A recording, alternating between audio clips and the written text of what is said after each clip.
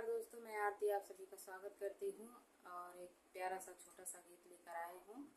नाच गीत है, आप शादी विवाह में भी गा सकते हैं और कहीं भी गा सकते हैं, जहाँ आपका इच्छा करे वहाँ भी गा सकते हैं। तो मैं सुनाती हूँ, जैसा भी लगा कमेंट में ज़रूर बताइएगा हमारा गीत कैसा लगा और फुल आवाज़ करके ज़रूर सुनिएगा दोस्तों।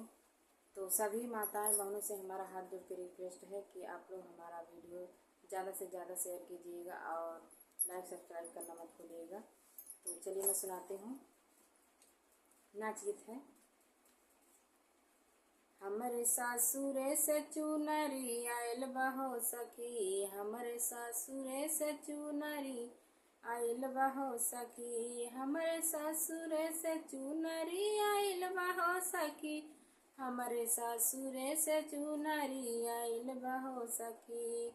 कैसे के चुनरी पहिरी मोरी सखिया, कैसे के चुनरी पहिरी मोरी सखिया, कैसे के चुनरी पहिरी मोरी सखिया, हमरे अरवे से दिल लागी गइल बा सखी, हमरे अरवे से दिल लागी गइल बा सखी, हमरे सासुरे से चुनरी आइल बा हो सखी, हमरे सासुरे से चुनरी आइल बा हो सखी।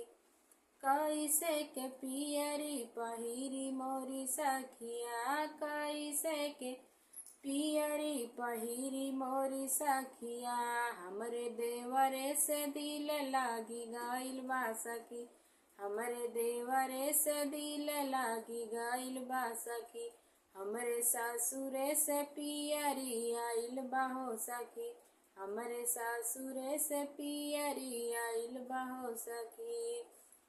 कैसे के पियरी पहिरी मोरी सखिया, कैसे के पियरी पहिरी मोरी सखिया, मोरा सजना से दिल नाही लागे हो सखी, मोरा पियवा से दिल नाही लागे हो सखी, हमरे सासुरे से चुनरी आइल बा हो सखी, हमरे सासुरे से पियरी आइल बा हो सखी। तो दोस्तों, जैसा भी लगा हमारा वीडियो ज़रूर सुनिएगा।